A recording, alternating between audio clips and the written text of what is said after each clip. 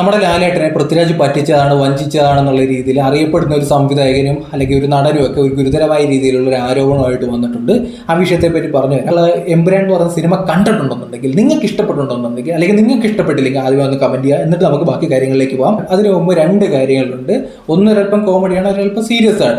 എമ്പുരാൻ സിനിമയുടെ പല ഭാഗങ്ങളും കട്ട് ചെയ്ത് കളയുന്നു നിർമ്മാതാക്കൾ തന്നെ എന്നുള്ള രീതിയിലൊരു വാർത്ത വരുന്നുണ്ട്. അതിനുശേഷം ഇന്ന് ഞാൻ വൈകിട്ട് കണ്ടതെന്ന് വെച്ചാൽ സ്റ്റേറ്റിന്റെ CM നമ്മുടെ കേരളത്തിന്റെ മുഖ്യമന്ത്രിയായിട്ടുള്ള പിണറായി വിജയൻ എമ്പുരാൻ സിനിമ കാണാൻ തിയേറ്ററിൽ പോയിരിക്കുന്നു. അത് വലിയ വാർത്തയായിട്ട് നമ്മുടെ കേരളത്തിലെ മീഡിയയ്ക്ക് കൊടുക്കുന്നുണ്ട്. അതുപോലെ DYFI പോലുള്ള സംഘടനകൾക്ക് ആവിഷ്കാര സ്വാതന്ത്ര്യത്തെ പറ്റിയും എമ്പുരാൻ സിനിമയൊക്കെ സപ്പോർട്ട് ചെയ്തുകൊണ്ട് വലിയ പോസ്റ്റൊക്കെ ഇടുന്നുണ്ട്. ഇതേ നാട്ടിൽ തന്നെയാണ് കേരളത്തിന്റെ മുഖ്യമന്ത്രിയെ ഈ സിനിമ കണ്ട് സപ്പോർട്ട് ചെയ്യാൻ പോയ മുഖ്യമന്ത്രിയെ കരിങ്കൊടി കാണിച്ചു എന്നൊക്കെ പറഞ്ഞുകൊണ്ട് ഓപ്പോസിറ്റ് പാർട്ടിയിലുള്ള യുവജന സംഘടനയിലുള്ള പിള്ളേരെയൊക്കെ ഇതേ ടീമൊക്കെ തന്നെ റോഡിലിട്ട് ഹെൽമറ്റ് കൊണ്ടും ചെടിച്ചട്ടി കൊണ്ടും തലയൊക്കെ അടിച്ച് പൊട്ടിച്ചത്.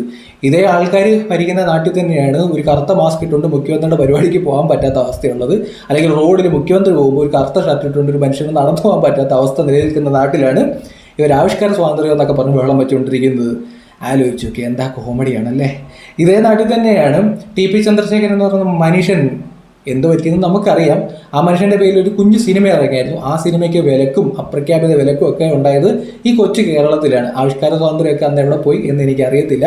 എന്തായാലും ഇവർ വലിയ സപ്പോർട്ടൊക്കെ ചെയ്യുന്നുണ്ട്, ആവിഷ്കാര സ്വാതന്ത്ര്യത്തിൻ്റെ പേരിലൊക്കെ സപ്പോർട്ട് ചെയ്യുന്നുണ്ട്. നാളെ നമ്മുടെ പൃഥ്വിരാജ് മോഹൻലാലിനെ നായകനാക്കിക്കൊണ്ട് TP ചന്ദ്രശേഖരൻ എന്ന് പറയുന്ന ആ മനുഷ്യൻ്റെ പേരിൽ ഒരു കഥയിൽ ഒരു സിനിമ ഇറക്കി കഴിഞ്ഞാൽ മോഹൻലാൽ TP ആയിട്ട് അഭിനയിച്ചു കഴിഞ്ഞാൽ ഒലിച്ചു പോകുന്ന കേസേ ഉള്ളൂ കേരളത്തിലെ ആവിഷ്കാര സ്വാതന്ത്ര്യമൊക്കെ.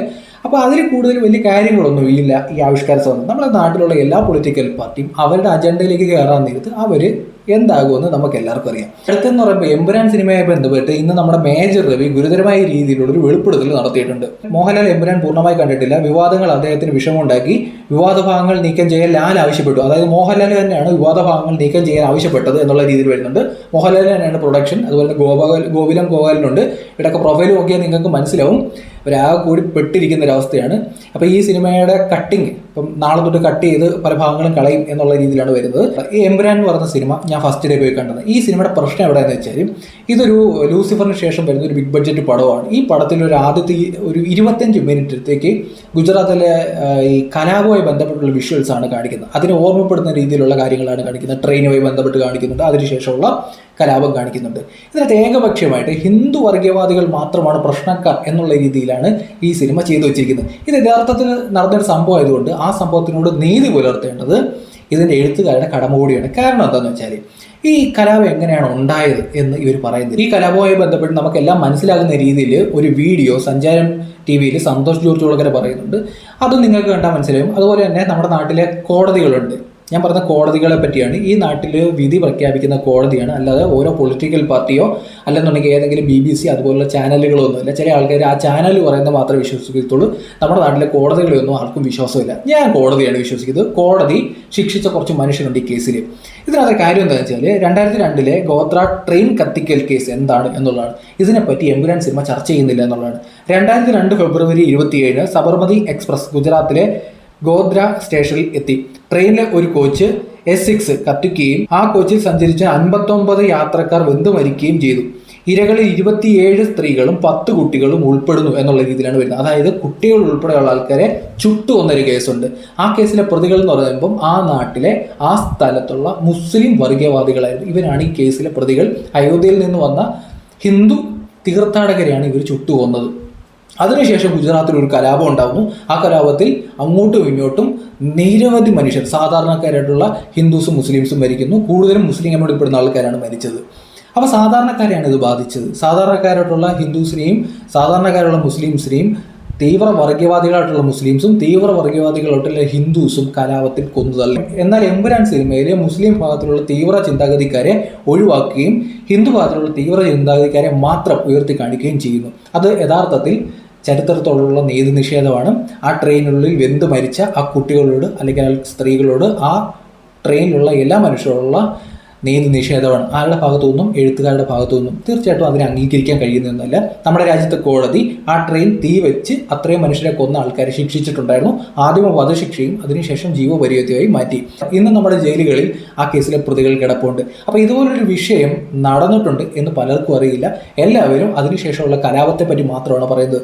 രണ്ടും തെറ്റാണ് എന്ന് പറയാൻ ഈ സിനിമയുടെ അണിയറ പ്രവർത്തകർ മുമ്പോട്ട് വന്നിട്ട്. എന്തായാലും ഈ വിഷയം ഇപ്പോൾ വലിയ രീതിയിൽ ചർച്ച ചെയ്തുകൊണ്ടിരിക്കുകയാണ്. എമ്പുരാൻ സിനിമയുമായി ബന്ധപ്പെട്ട് മോഹൻലാലിന് വലിയ ബുദ്ധിമുട്ടുണ്ടായെന്ന് അറിയുന്നു.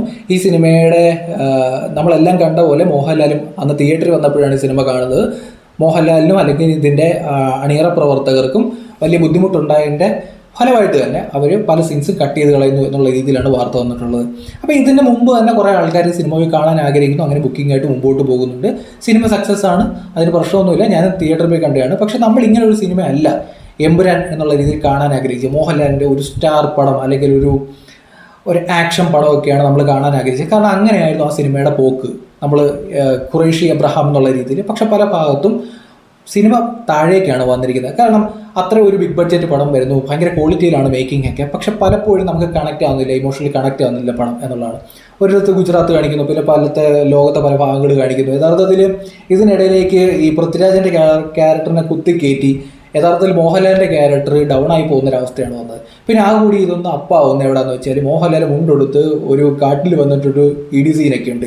ഇവിടെയാണ് അന്ന് അപ്പായി വരുന്നത്. അതിന് മുമ്പ് വരെ ഈ സംഭവം ഭയങ്കര ഡൗൺ ആണ്. നമ്മുടെ മഞ്ജു വാര്യരുടെ ഒരു സീനുണ്ട്. മഞ്ജു വാര്യരുടെ പല സീൻസും എഴുത്ത് ഭയങ്കര മോശമായിരുന്നു എന്നുള്ളതാണ്. ഭയങ്കര മോശമായിപ്പോയി. പഴയ എല്ലാ തെലുങ്ക് പടത്തിലെ കുറേ ഡയലോഗ്സും ഒരു കച്ചറ സാരിയൊക്കെ എടുത്തുകൊണ്ട് വരുന്നൊരു സീനുണ്ട്. ഈ സീനാണ് ഈ സിനിമയെ ഡൗൺ ആക്കി കളഞ്ഞത്. പിന്നെ ഏറ്റവും ക്ലൈമാക്സ് നമ്മളെല്ലാവരും പ്രതീക്ഷിച്ചുകൊണ്ടിരുന്ന ഒരു മുഖമൊന്നുമല്ല, ഒരു സസ്പെൻസ് ഇട്ട് വെച്ചത്. എല്ലാവർക്കും മനസ്സിലാവുന്ന ആരെങ്കിലും കാണിച്ചാലല്ലേ ആൾക്കാർക്ക് വാവ് എന്ന് തോന്നത്തുള്ളൂ. ഇത് എല്ലാവർക്കും മനസ്സിലാവാത്ത ഒരാളെ കൊണ്ട് കാണിക്കുന്നു. ചില ആൾക്കാർക്ക് മാത്രം പുള്ളിക്കാരനെ അറിയാം, നമുക്കൊന്നും അറിയത്തില്ലായിരുന്നു.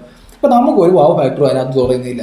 അപ്പോൾ ഇങ്ങനെ നമ്മൾ പ്രതീക്ഷിച്ച് കയറിയൊരു സിനിമയിൽ നിന്ന് ഒന്നും കിട്ടിയില്ല എന്നുള്ളത് മാത്രമല്ല, ചരിത്രത്തിലെ വളച്ചൊടിക്കുകയും അല്ലെങ്കിൽ ഒരു സൈഡിലെ ഈ ക്രൈമിനെ കണ്ടില്ലെന്ന് നടിക്കുന്ന ഒരു രീതി ഈ സിനിമയിലുണ്ടായിരുന്നു. രണ്ട് ഭാഗത്തും ക്രൈമുണ്ട്, അത് തുറന്നു പറഞ്ഞാൽ തീർന്ന പ്രശ്നമുള്ളായിരുന്നു.